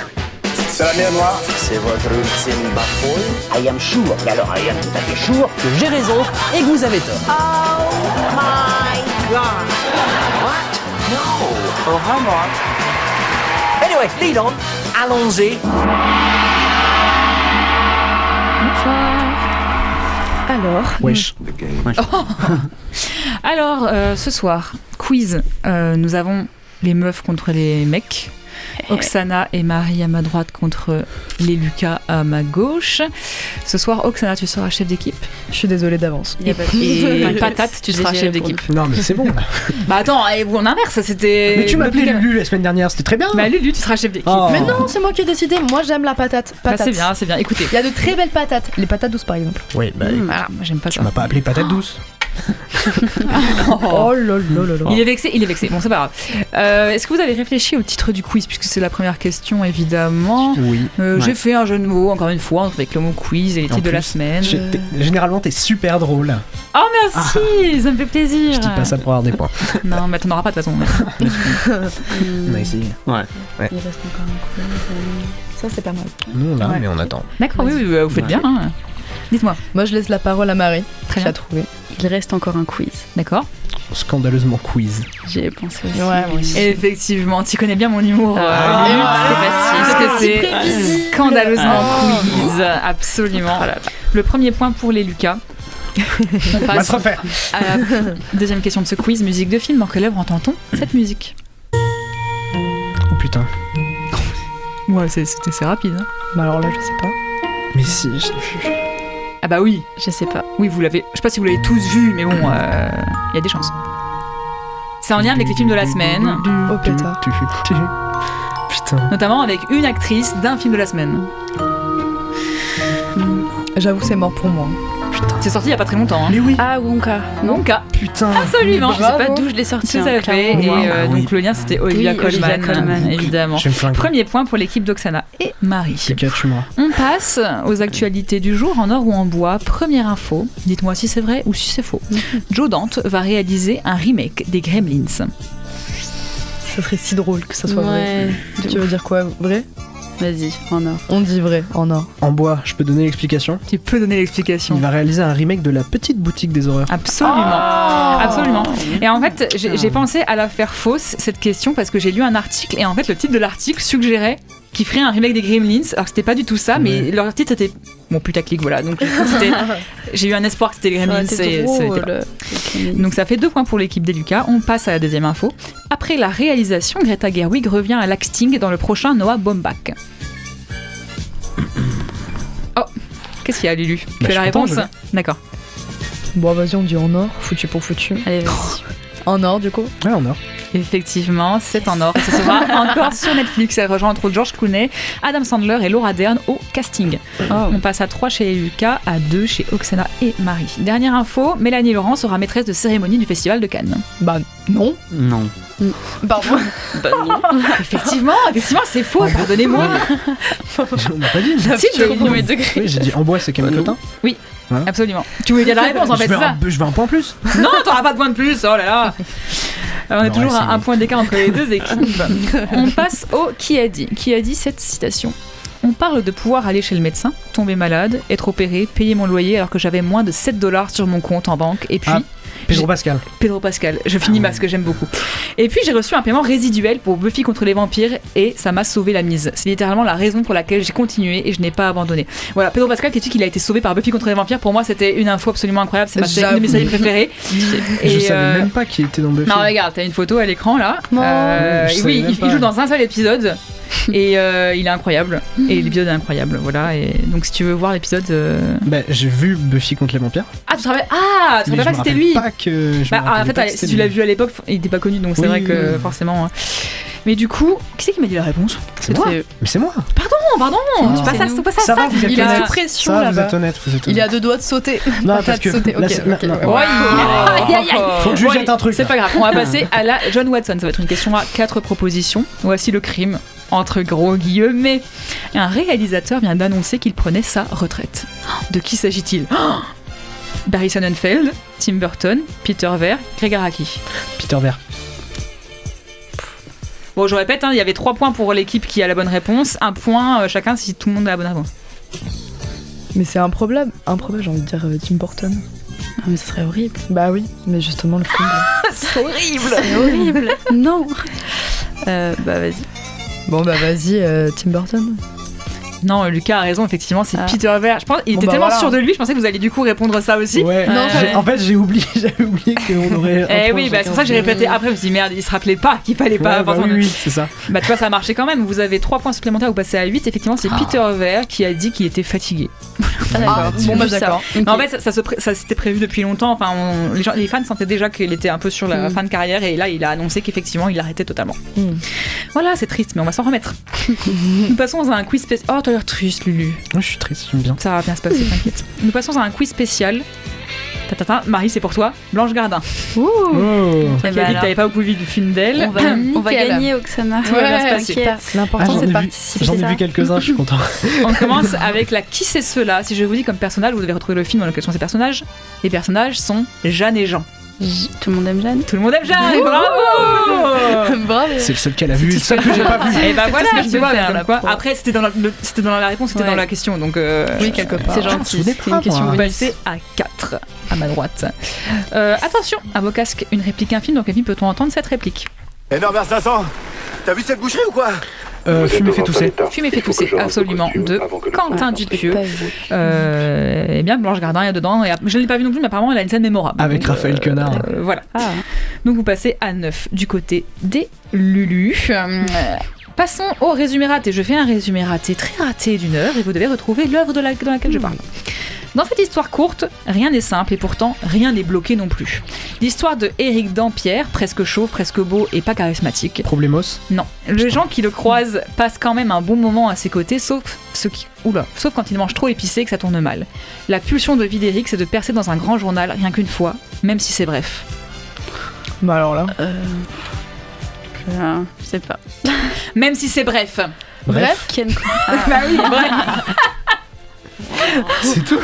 Oui, Attends, bah oui, c'est y a bref. Blanche Gardin dans Bref. Eh oui, dans un épisode, mais ouais, mais là c'est frauduleux ça. Bref, le Ken Kojandi. Je pense que vous l'avez dit en même temps. Enfin, j'ai vraiment eu un. Il y a pas de replay, c'est trop dommage. Non, mais je voulais un. Simon dit que c'est pareil. Oui, voilà. Allez, vous passez à 10 chez Lucas, à 5 chez Oksana et Marie. Voilà. Voilà, faire fait. C'est bien, vous dire. En plus, vraiment, je vous ai donné la réponse. Clairement. Ouais. C'est grave. Passons au jeu des synonymes. J'ai remplacé tous les mots d'un titre par des synonymes. Vous devez retrouver le titre du film dont je parle. Si je vous dis mélange rouge et jaune qui fait couler le sang.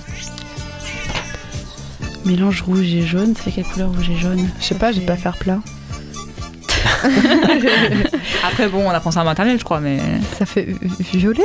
Pas du tout, je panique. Attends, quand violet, je panique. c'est rouge et bleu. Ah voilà, super. Rouge et jaune, ça fait orange. Ça fait marron. Orange sanguine. Orange sanguine, absolument. Je me souviens pas de la suite. T'avais tellement un bon raisonnement. Un bon raisonnement, je me suis dit, bon la voir. Je l'aurais jamais eu sans toi. Ah oui, c'est sûr. J'ai bien 2000 points pour nous alors. J'avoue. C'est vrai. Merci. Non mais, putain, j'arrive à fermer ma gueule. Orange sanguine, effectivement, de Jean-Christophe Meurice. Nous passons à Merci le Québec que j'ai transformé en Merci l'international parce que Blanche Houellebecq n'a pas fait de film qui a un titre québécois. Voilà, je suis désolée. Voilà. Donc je vais vous donner le titre international d'un film. Il faut me trouver le film en français. Ça va aller très très vite. Ne me hurlez pas dessus. Si je vous dis The Book of Solutions. Le livre des solutions. Ouais, et là c'était vraiment très très très parfait le timing, donc je vais donner un point à chacun aussi parce que voilà.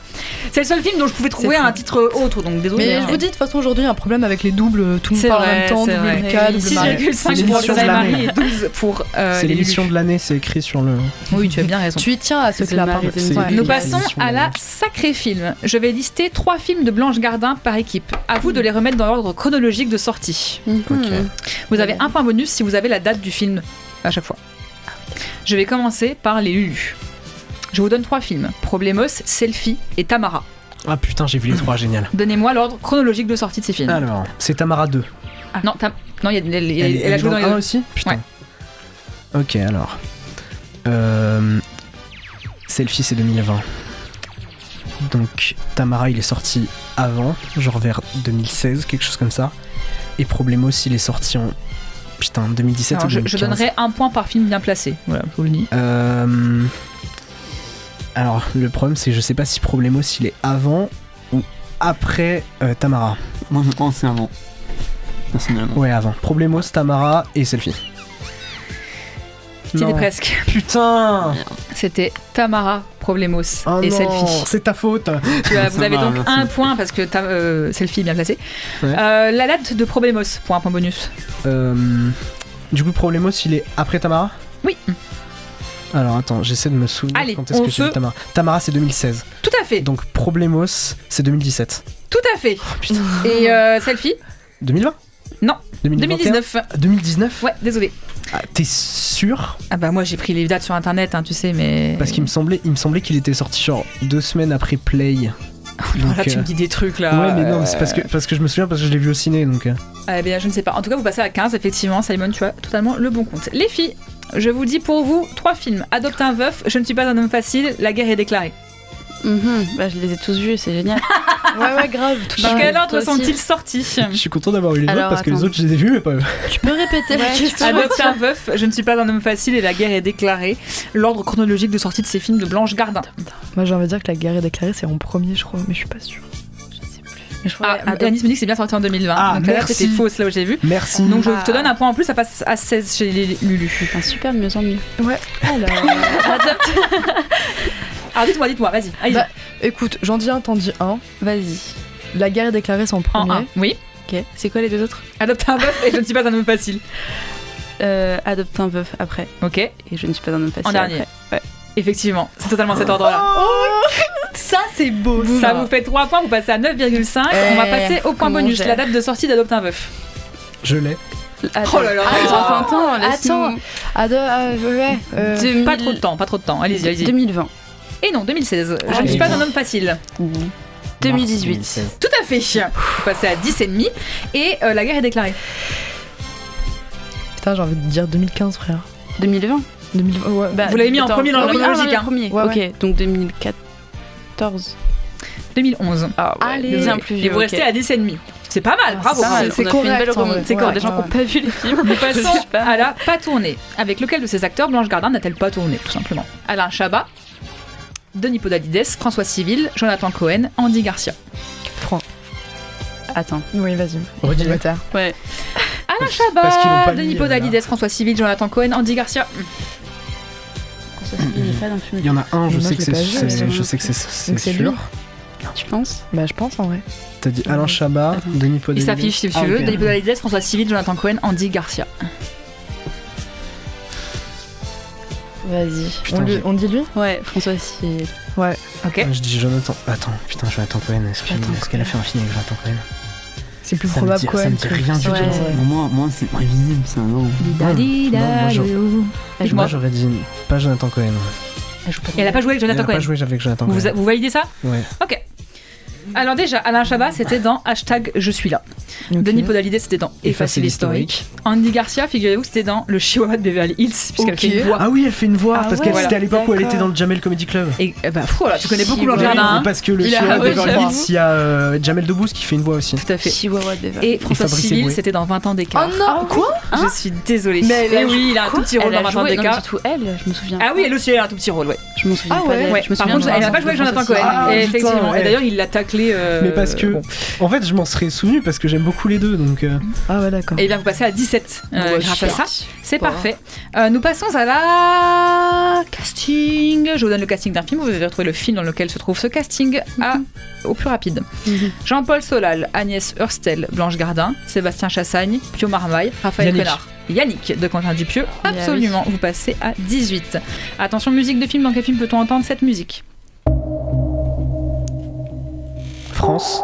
Oui. Mais qui est cet Je suis homme choquée. Effectivement, France de Bruno. Deux notes et c'est bon quoi. Vous passez à 19. Donc on arrive au duel time. Figure-toi que lui, vous êtes en tête. Donc, Mais non. Patate, tu vas Je pouvoir m'attendais pas à choisir celle-là. ta question entre scénario et spectacle. Spectacle. Oh là là. Ça c'était mon truc. Lequel de ces titres n'est pas celui d'un spectacle de Blanche Gardin? Bonne nuit blanche, j'ai tant à vous dire, je parle toute seule, il faut que je vous parle. Il faut que je vous parle. Ok. Oksana, tu as donc la question scénario. Blanche Gardin est également scénariste. Parmi cette liste de films, lequel a-t-elle co-scénarisé? Les crocodiles du Botswana, Irréductible, Mon héroïne, Nouveau départ. Pétard, je sais pas, je dirais mon héroïne. Mon héroïne. Fait chier, je l'ai. Je le note. Je suis sûre tu que l'as. c'est Ah, pas tu l'as. ça. Ouais, j'aurais dû dire scénario. Alors, Lucas. Ah ouais. Bonne nuit blanche, c'est son dernier spectacle. Ouais, celui-là je l'avais, c'est les autres. Je parle toute seule, c'était également un de ses spectacles, c'est son premier, je crois, son deuxième. Et Il faut que je vous parle est également un de ses spectacles. Par contre, j'ai tendance à vous dire, n'existe absolument pas. Je suis désolée, vous perdez 4 points, vous passez à 15. Oksana. Oui. Elle n'a pas co-scénarisé Nouveau départ de Philippe Lefebvre. Elle n'a pas co-scénarisé, et là je ne trouve plus ma feuille, mais suspense. Elle n'a pas co-scénarisé Irréductible de Jérôme Commandeur. D'accord. Et elle n'a pas co-scénarisé Mon héroïne de Noémie Lefort. Ah non. Par contre, elle a bien co-scénarisé Les crocodiles du Botswana de Fabrice Eboué. Je suis désolée. J'ai hésité. En fait, ouais, mais ça c'est parce que je suis fan. Oui, je crois que c'est non, bizarre. parce qu'en fait, elle a fait le Jamel Comedy Club avec Fabrice Eboué. Mais tu veux l'épouser? Non. Genre, il y a la Vous perdez- elle est drôle, c'est tout. Vous mais perdez vraiment. également 4 points, je suis désolée, vous arrivez à 6,5. Nous avons une victoire assez éclatante des Lulu. On a... Bravo à vous. Tout est relatif. Je t'ai jamais laissé parler. Non mais Je suis désolé. On a gagné, on a une victoire à notre actif quand même, Lucas. J'ai rien fait, mais voilà, c'est cool. Je suis désolé, Lucas. Non mais c'est pas grave, moi Je suis désolé. je vais dire merci juste à Fraise, mais à vous là-bas, je vous dis pas merci. Tout de suite, moi je vais passer au reco, hein, je vous attends pas. Je suis scandalisé. Alors si je peux me permettre de te donner un conseil, c'est oublie que t'as aucune chance, vas-y fonce. On sait jamais, sur un malentendu ça peut marcher. On a eu notre moment. Alors, on va passer au reco de la semaine. Toute l'équipe de vos chroniqueurs préférés, en même temps c'est un peu un paradoxe de dire ça. Oui, possiblement, en tout cas vous êtes les miens. Possiblement. Je croyais qu'elle m'aimait pas, mais... Aussi, Ah. c'est quand ça m'arrange en fait. Ok, non ça- mais non, enfin bref, c'est pas grave. Moi j'aime bien les patates mais pas toi, tu vois, c'est ça la subtilité. Mais c'est pas grave, c'est pas grave. Sur ce, moi j'aimerais bien vous entendre me raconter vos petits coups de cœur de la semaine, voilà, entre bons copains, etc. Bref, je brode. Fraise, vas-y balance, balance la sauce. Je dirais pas que c'est un coup de cœur. Je voulais Ah juste ouais parler. C'est un coup de fraise, un coup d'éclat. C'est un coup d'éclat si tu veux. Moi, ma reco, c'est le mois de mars, puisque c'est le mois dédié à la recherche et la lutte contre l'endométriose, maladie dont je suis atteinte. Et donc, il reste encore un peu de jours en mars pour se renseigner sur ce qu'est l'endométriose, pour faire des dons à des associations si vous le souhaitez, il y a beaucoup d'événements, il y a une marche, il y a une course, il y a beaucoup de choses à faire. On peut porter du jaune pendant le mois de mars, puisque le jaune est la couleur de la lutte contre l'endométriose, porter des petits rubans. Et voilà, le gouvernement a annoncé qu'ils allaient faire quelque chose. Pour l'instant, on n'a rien vu, mais on À attend. part 600 balles à débourser pour faire un test salivaire. 800, figure-toi. 800. Ouais, voilà. Marrant. Donc voilà, c'était juste pour dire que cette maladie existe. Et parler de mon association qui s'appelle Endozen, qui a été créée par mon ostéopathe qui est absolument incroyable. Si vous voulez vous faire remettre le dos, Christine Triboulet à Montpellier, voilà. Et une association absolument incroyable qui aide les femmes dans mon cas. Donc voilà. Et puis je voudrais rajouter, si tu es d'accord avec moi, petite fraise, c'est que ça permet aussi de du coup mieux comprendre par exemple sa mère, sa sœur, sa copine, ses amis, etc. Donc se renseigner, ça prend pas beaucoup de temps, mais c'est assez fondamental quand on sait qu'une femme sur 5 ou une femme sur 7 est touchée. Sur 10. Sur 10. Enfin, on est quasi à 2 femmes sur 10, donc une femme sur 5 effectivement. Ok, bon bah voilà. Merci pour cette petite reco. Deuxième petite Marie, si tu as envie de balancer la sauce. La sauce, j'y vais. Alors, moi, ma reco, c'est un livre qui s'appelle Plus jamais sans moi de Maud Ankawa. Donc c'est un livre sur le développement personnel, sur l'acceptation et l'amour de soi, pardon. Et du coup, voilà, on suit une jeune femme avocate qui va se lancer contre son gré sur le chemin de Compostelle. Et spoiler alerte, ça va un peu changer sa vie. Donc voilà, je vous le conseille, il est très très chouette. Et en plus, l'écrivaine, elle a aussi un podcast que vous pouvez écouter sur Spotify, Deezer, je suppose, et qui s'appelle Ces questions que tout le monde se pose, et elle aborde plein de sujets sur le développement personnel, et c'est très chouette. C'est pas gnangnan en mode le monde il est rose et tout. Non, c'est assez intelligent, et ça dure que 25 minutes, donc en soi, voilà, c'est pas long, et un c'est petit cool. trajet en voiture et c'est bon, C'est ou en ça. tram. Voilà, une petite course, vous allez courir et hop, Ok, podcast. merci beaucoup. Lucas? Alors, aujourd'hui, c'est Yardel, réalisé par Ridley Scott. Alors, c'est pas un coup de cœur de la semaine, c'est un coup de cœur de plusieurs années. C'est un film où j'ai regardé, ça m'a marqué depuis tout petit que je l'ai vu. C'est un casting 5 étoiles. Il y a Penelope Cruz, Cameron Diaz, Javier Bardem, Michael Fassbender et Brad Pitt. Et pour moi, c'est un film extrêmement important dans l'utilisation de la musique, l'utilisation de la violence. Je vais pas vraiment raconter, mais c'est un homme qui fait un choix par humilité, par envie de dépasser la limite, envie de dépasser l'interdit. Et il y a plein d'événements extrêmement violents, extrêmement durs, extrêmement visuels, que c'est tellement intéressant, tellement fascinant sur l'acte, sur la violence, sur la humilité. Est-ce qu'on a tout fait ça par amour? Est-ce que ça excuse? Je sais pas. Mais je trouve que la descente en enfer du personnage principal, interprété par Michael Fassbender, est incroyablement bien filmé. Bon, évidemment, pour les gens, c'est le film sous-estimé de Ridley Scott. Pour moi, c'est son chef-d'œuvre. Voilà. Merci beaucoup. En tout cas, ça donne envie. Et patate? Oh putain, c'est de plus en plus vexant Lucas à chaque fois Patate que tu le dis, c'est dingue. Marocco, c'est quelque chose d'un peu égocentrique. C'est bien de parler de temps en temps. Peut-être qu'il y en a qui me suivent sur Instagram ou qui me suivent sur les réseaux. En tout cas, le gars qui a fait Poulet Univers. Le gars qui a fait Win the Pool le fait. Donc lui, il est au courant. Aujourd'hui, j'ai annoncé que je réalisais mon premier film financé. Et en l'occurrence, merci, avec ma boîte de prod Wayne Film Production. Donc Marocco, c'est l'Instagram de ma boîte de prod, parce qu'on commence le tournage jeudi, qu'on va poster des trucs assez régulièrement, donc des demandes pour des figurants ou juste des photos de tournage. Donc si vous voulez suivre mon projet qui s'appelle Royce Show, eh ben, je vous encourage à suivre le compte de ma boîte de prod. Voilà. Trop bien. Avec plaisir. On va suivre ça de près. Ouais, grave. Carrément. Alors, moi, franchement, écoutez, j'avais pas d'inspi, mais par hasard, quand je cherchais désespérément une idée de reco, j'ai trouvé le nouvel album de Palatine, un artiste que j'aime beaucoup, et ça faisait perpète les lurettes qu'il avait pas sorti un truc. Donc, je vous recommande le nouvel album Fantomaton. Voilà, un petit jeu de mots, je pense, ou Pantomaton. Enfin bref, je sais pas, moi j'ai pas tout compris, mais c'est pas grave. C'est Fantomaton. Yeah. En attendant, en bonus, n'oubliez surtout pas les 48 heures film Homemade édition 22 qui débute ce vendredi avec une projection des films lundi dans le cadre de Cinéma de Paul va au cinéma du coup, voilà. Et surtout, n'oubliez surtout pas, petit teaser, suspense. Les votes pour le Rewind 2004 qui se déroule mercredi prochain. Est-ce que vous l'avez bien noté?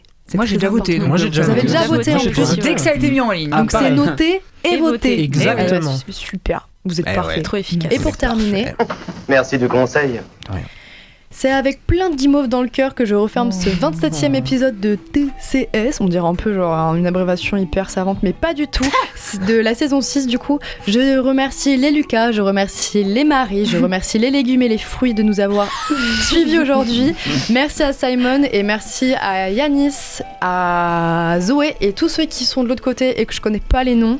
On remercie bien évidemment pas les écoles de cinéma. Du coup. Voilà, du mais coup. Paul Valéry, oui. Oui, merci. Merci Paul Valéry. Si l'émission vous a plu et que vous voulez continuer à nous suivre, n'hésitez pas à nous retrouver sur Facebook, Instagram, Twitter ainsi que YouTube et toutes les plateformes de podcast pour retrouver les replays des émissions. La semaine prochaine, c'est un peu spécial. Il s'agit du coup d'un rewind de 2004. Ça sera à nouveau Simon aux commandes de l'émission. 3 films seront donc au programme. Eternal Sunshine of the Spotless Mind de Michel Gondry, Spider-Man 2 de Sam Raimi et Shaun of the Dead de Edgar Wright. Super pour mon anglais très très parfait, j'espère que vous avez kiffé. Je vous souhaite une belle soirée et je vous laisse sur un son de Jabs, Dame Gravity.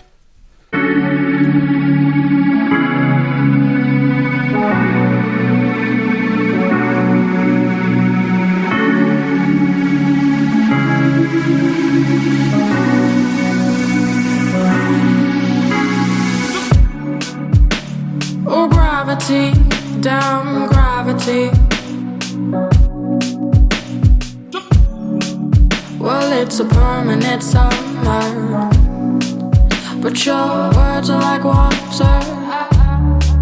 Oh, I've started to like you, but maybe you just don't understand.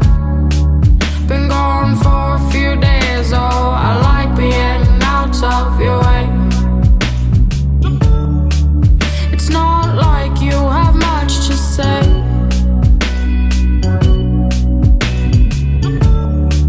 I've got something to tell you. It's not like you have much to prove. There's a world not far from here. I'm thinking maybe I'll go and chill up there, or maybe I'll spend the summer up there. You won't be able to find me anywhere. Oh, I think you should go. No, I think you should stay.